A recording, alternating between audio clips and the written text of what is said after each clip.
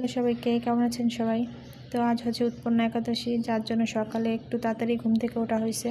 ঘুম থেকে উঠে আমি সোজা স্নান করতে চলে গিয়েছিলাম। মামনি এই পাশ দিয়ে আমাকে রুমটা মুছে দিয়েছে, যার জন্য আমার একটু সুবিধা হয়েছে।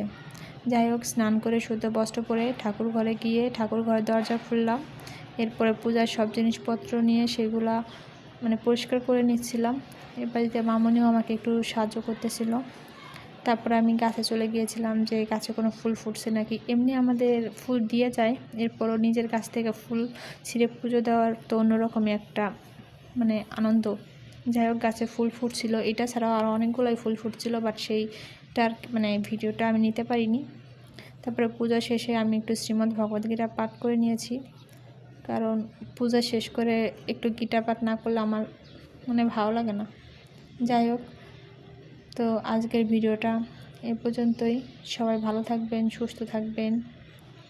টাটা।